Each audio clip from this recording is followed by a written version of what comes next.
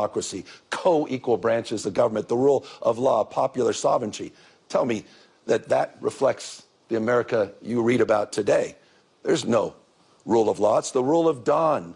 I hope for Europeans, it's dawning on you. It's not the rule of law. You don't have co-equal branches of government. You have a supine Congress. You don't have a Speaker of the House. It doesn't exist. Popular sovereignty being challenged every single day by voter suppression, trying to rig elections. I mean, heck, Donald Trump tried to steal the election, the last election, tried to light democracy on fire, and then pardoned everyone that participated in that. Is anyone paying attention to what the hell is going on in the United States of America?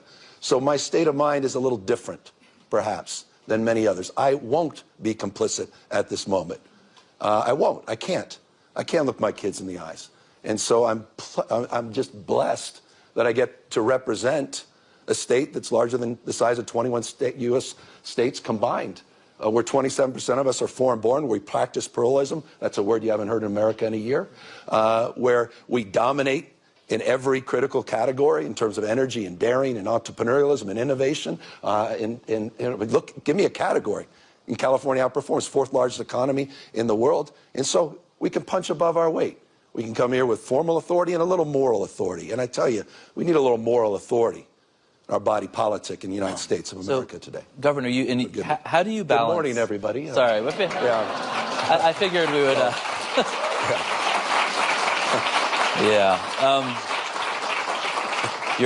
You're a tough interview, Governor. No, I figured.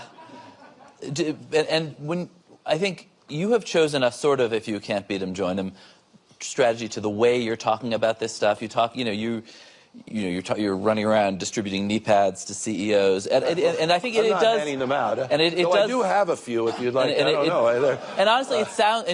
By the way, I'm not kidding. They're the new Trump signature series knee pads. Yeah, and they are available online. I told you the last one sold out. And I just want to sort of. This is a serious moment. It actually. But we laugh. Anyway, these are available and in bulk too. But I want to read you a couple of things the U.S. government has said about you in the last 24 hours or so. The U.S. government. The Treasury Secretary. When you put it the Treasury Secretary described you as Patrick Bateman meets Sparkle Beach Ken. The White House Communications Director. That was the U.S. Secretary of Treasury. I have a couple more, and then you can respond. The White House Communications Director called you Gavin Newsom, and an official White House account, a federal government account, described you with I'd say, very online sexual slur that people here probably don't want to hear at 8:30 in the morning. And you're, in some sense, responding in kind, and waving the knee pads around. Fire with fire. Do you think? Should you? I mean, is that kind of discourse from you, from them, good for America? No, it's deeply unbecoming. Come on, of course it is. It's not what we should be doing. But you've got to point out the absurdity. You've got to put a mirror up to this. This is madness. President, you see what he's saying about European leaders, you talking down to people, talking past people. I mean, look, the comments he made yesterday we're not even discussing because you're discussing all the other comments about windmills or whatever else was happening. Well, he talked about Somalia's community. This is not normal. It's a deviation of normalcy.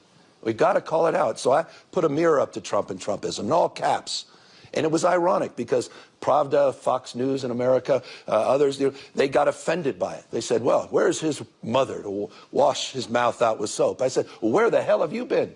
You've never said a word about Trump dressing up as the Pope, tweeting out and cosplaying on the world stage. And so the Treasury Secretary talked about a Barbie doll. It was as if he was reading a diary and had just broken up with someone. I mean, that was the Secretary of Treasury using valuable time yesterday on the world stage.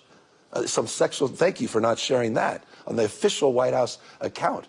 We're deeply in their head. I think the affordability agenda appears to be, I'm living rent-free in the Trump administration's head. The most talked about speech here in Davos actually wasn't Donald Trump's address yesterday. It was the Canadian Prime Minister. Forgettable speech yesterday. It was Canadian Prime Minister Mark Carney the day before, who talked about, I don't know, in large terms, the middle powers, everybody except for China and the U.S. really had to adapt permanently to a world without American leadership. I guess I wonder, I mean, that's in some sense a pretty anti-American point of view. That's a view that America is gone from the world stage, that whether the next president is J.D. Vance, Gavin Newsom, somebody else, this isn't a deviation, as you said. This is permanent. Well, do you buy that? Do you buy Carney's point of view? I felt there was moments, and forgive me, I should be cautious making this statement. I don't want it to be overanalyzed, but when I was listening to the EU president speak, there were moments where I said, that used to be us. I remember that. So am I surprised by what Carney did?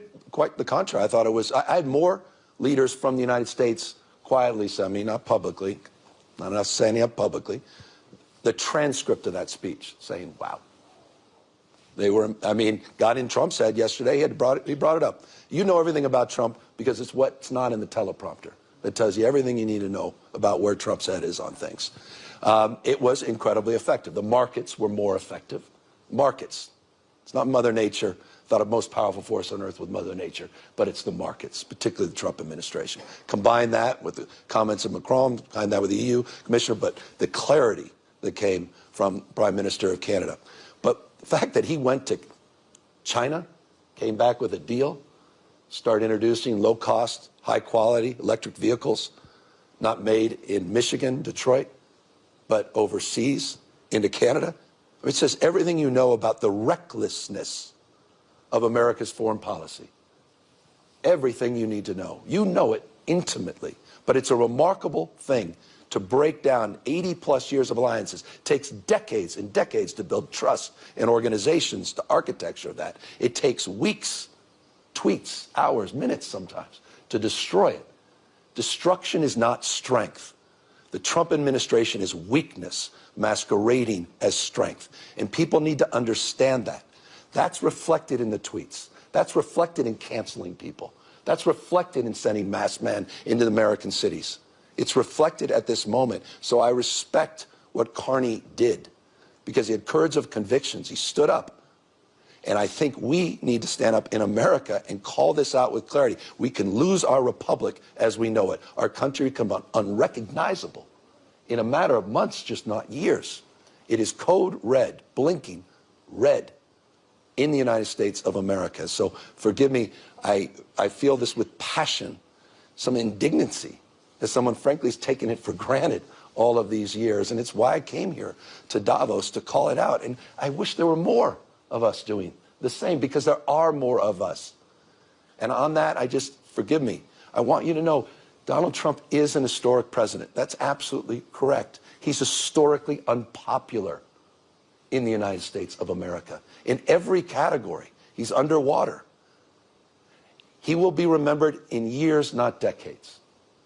He's not going to run again. Time of life denies that. Not a state of mind, but time of life. But we need to manifest that, and we need to do the hard work. And that hard work includes the difficult work of coming to Davos and calling that out. This is not where I want to be spending, I love you all, my time. Anyway, it's an extension of the conviction I feel about this moment. Talking about people who, among other things, aren't American, maybe be concerned for America, but are making decisions about their own politics, their own countries. And what Carney's core point was, this is a rupture, this isn't an anomaly, and there's no going back. And do you think that, I mean, do you think that a different American leader can bring... I think these relationships are in dormancy, they're not dead. I don't use those binary terms. Don't fall prey to that. That's a bit hyperbolic, and I'm prone to a little of that at times. Dormancy. We can look, he's an invasive species, Donald Trump. He's not. He is. He took over the Republican Party. They're just, I mean, he's got, a few of them. Lindsey Graham, I mean, speaking of the knee pads. I'm sorry. This is tough stuff. It's tough stuff. I don't recognize these people any longer. I used to respect Lindsey. I mean, Lindsey, you think what I'm saying about Trump's tough? How about what Lindsey Graham said about Trump? How about the Secretary of State, Marco Rubio? Do you think... I mean, these are the same people. And this is why for things to change, we need to change. Do you think and that's why I'm changing my approach. And again, grateful you all took the time. I mean, I suppose, do you think post-Trump there's a path back? Because you see this everywhere, the kind of insult politics that you're doing here. which you said you don't really enjoy it. You kind of seem to. I just putting a mirror up. No, you gotta. I was doing my 10-point plans before, and I don't think any of you would have been here this morning had I done that. Oh, they would have been here. No, because it wasn't working. No, everyone's trying to figure this guy out. How do you, a Mark Carney crowd? Yeah, no, but it's how do you communicate? How do you respond to this moment? And for me, it's about iteration. It's an entrepreneurial spirit. It's a very California mindset. You got to keep increasing the number of tries. And I was trying everything, wasn't working, wasn't breaking through. Democratic Party, writ large, wasn't breaking through. And we decided the only way to address Trump is quite literally to fight fire with fire.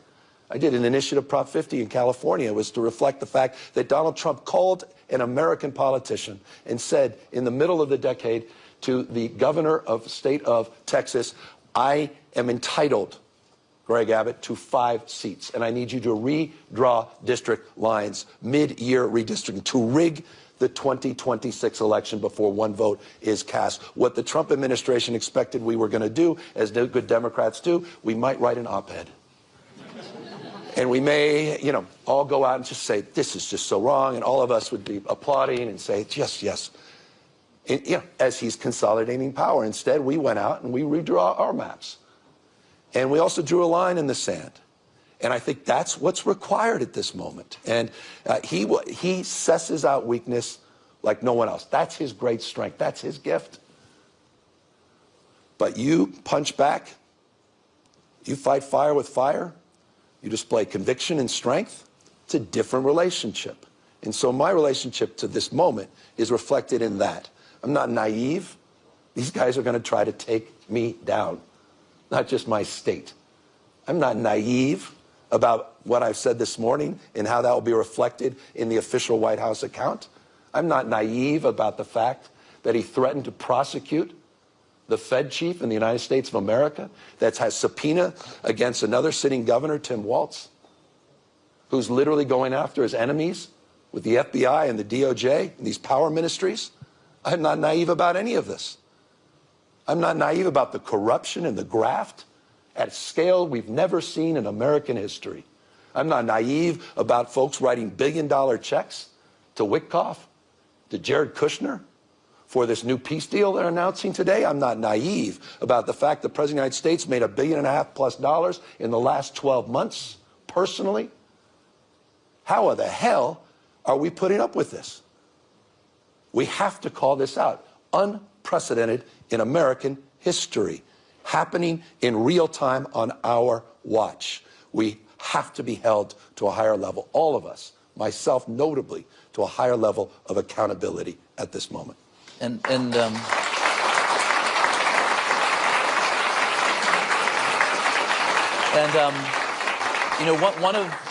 think one of the main reasons that that he has been successful is because the Democratic Party is so discredited in the eyes of so many voters. Yeah. I have a couple of questions about that. One is big picture about California. People, you're in the midst of a enormous economic boom right now, and yet the state is on one hand running deficits, and on the other not always delivering services that it's from education to healthcare that your citizens are delighted with.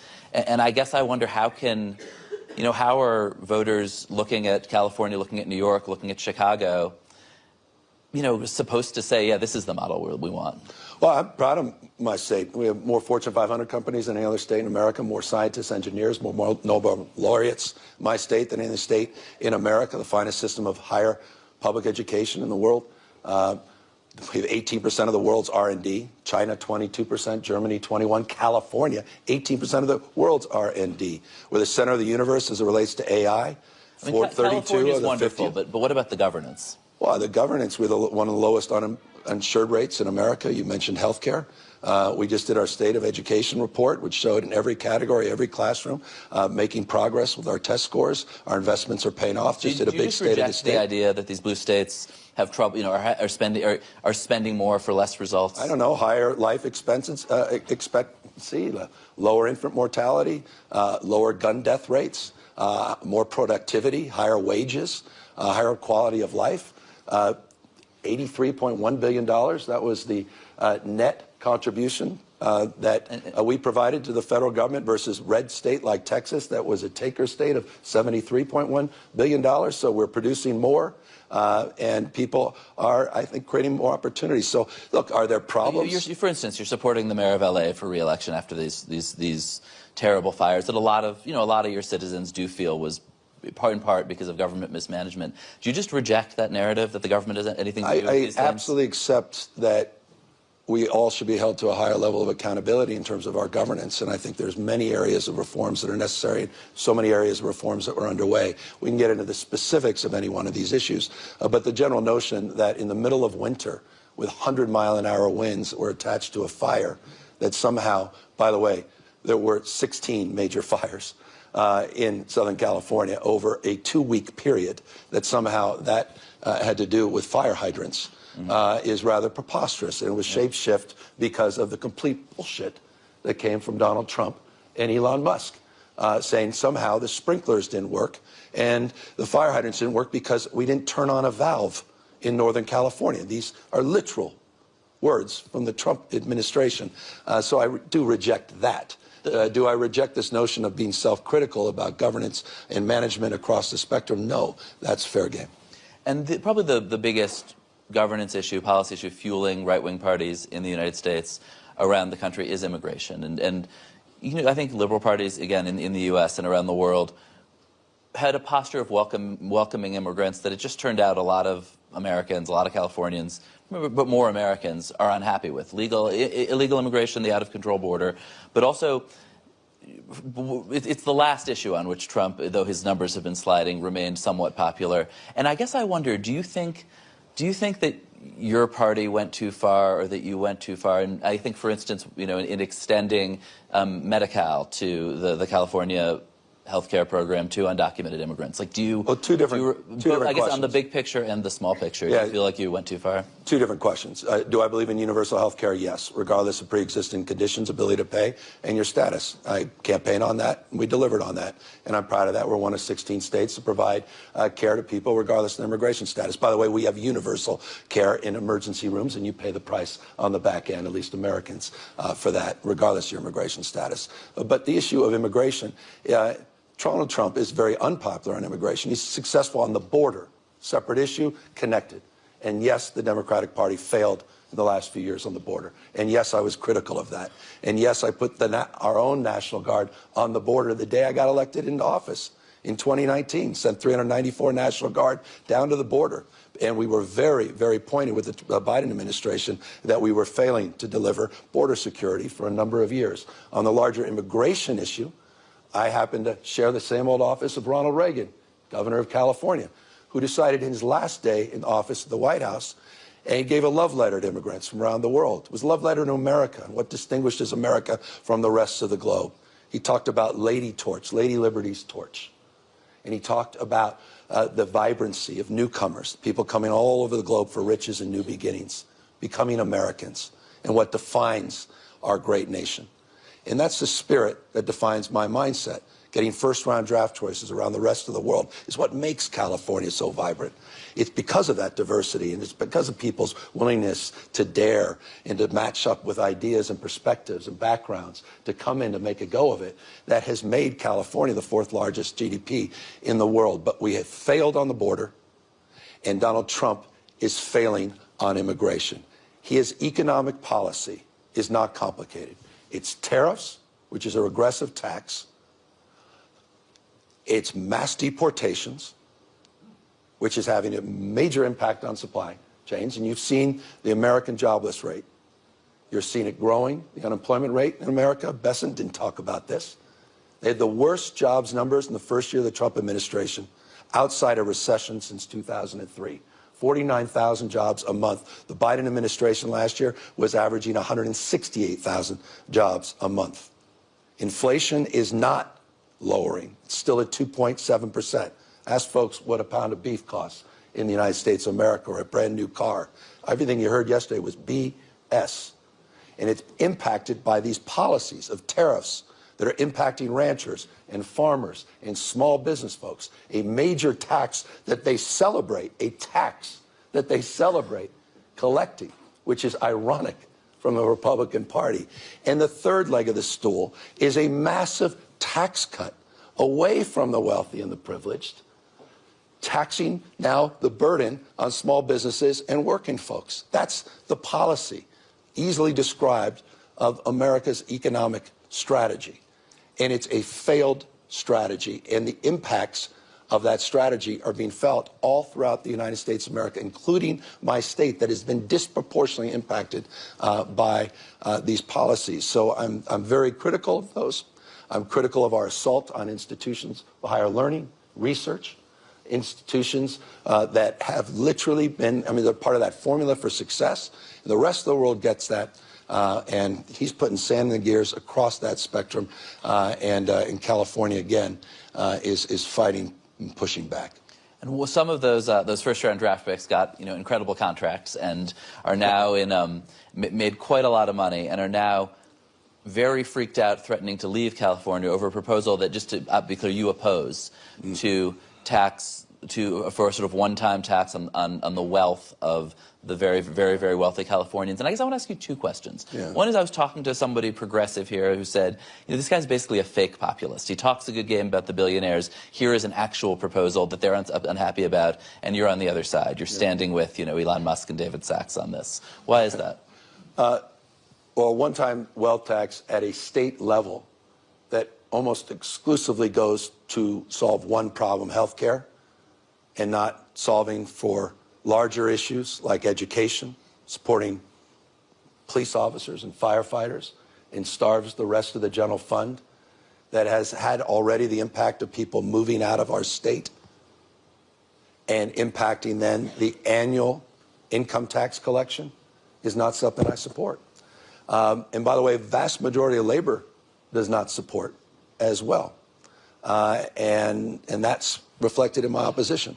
What's not reflected in my opposition, quite the contrary, is my advocacy for progressive taxes that does tax the wealthy disproportionately. Do you have a theory for I've how been to a tax strong advocate for that. Do you have a theory on how to tax this particular group who often kind of live in this, and I'm sure, maybe people in this room who do this, but who live on debt, who have no income and live on these sort of giant revolving loans? Yeah, I mean, when you could have that conversation. I think the wealth tax is sort of an attempt to get at that. Yeah, but at a national level, we're competing with 50 states. Capital flows and move, that's real. It's not imagined. It's very, very real. So we have a progressive tax structure, the most progressive in the country. By the way, states like Texas and Florida have the most regressive tax structures. They tax their lowest wage earners more than we tax our highest wage earners. They are the high tax states. We have the highest tax rate for the 1%. But for working folks and middle class, it's a very different tax structure. That's the approach we promote. That's the approach that we advance in our state. But again, our state of mind as it relates to the issue of a state-by-state wealth tax, the impact of that has to be considered in the context of how freely capital can move and how that's already occurred. It's not just an assertion. It's an evidence already in the state of California as it relates to a proposal that hasn't gone on the ballot, a proposal that has never gotten through the legislature, and a proposal that likely, if it did get on the ballot, will lose. Would you campaign against it? I'm opposed to it. It's already had, I think, a very negative impact on the state, and it's a badly drafted initiative, again, that literally takes teachers and takes our educational system out of any consideration of support and impacts all the parts of our general fund. It is a flawed initiative. And then I think conversely, these folks who control a ton of capital, and as you said, some are actually already leaving, have been leaving. How do you, over this, but I think also over a sense that California, that Democratic leadership broadly,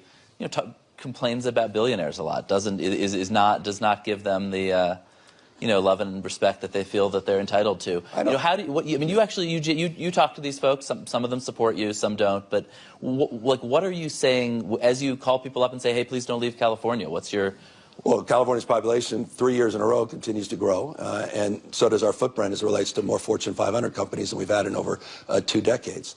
And our innovation ecosystem and startup ecosystem is second to none. We have half of the country's unicorns in our state. The largest market cap private sector company, OpenAI, just headquartered in San Francisco. They could have chosen any other state in the country. Look, I don't begrudge other people's success. I've never been that kind of Democrat.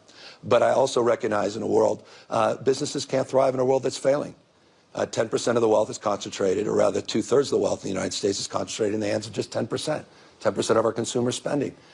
This imbalance, I mean, it was Plutarch who said it to the Athenians 2,000 years ago. The imbalance between the rich and the poor is the oldest and most fatal ailment of all republics. Fast forward today. So this concentration, it's a very real issue, and we're going to have to address that. But we have to address it, I think, very thoughtfully and systemically, and I think we have to have it through the lens of a national reform. What we've done is the exact opposite with H.R. 1, which is going to explode deficits in the United States of America and debt. And again, it's transferred the tax burden to small businesses, farmers, and ranchers. It is an abomination, and it's a policy, unfortunately, the Trump administration is very proud of. Do you think a national reform is enough? I mean, a lot of this capital is really global. This is a challenge for all of us across the globe. And so the challenge is, do you have a redistribution mindset or a predistribution mindset? Do you have a progressive tax structure that can balance these things? And this is the iteration in the state of California, and this is our approximation. And I think California's figured it out in many respects. I mean, our entire entrepreneurial system is thriving in our state. We're, I think, found that balance. We had the highest contribution of venture capital last year in our history, $106 billion. 68% of it went back into the state of California, despite our progressive tax structure. Well, from the tweets to Plutarch, thank you. Thank you so much, Governor. Thank you, guys. Thank you, everybody, for being here. Thank you. Thank you. From the tweets to Plutarch.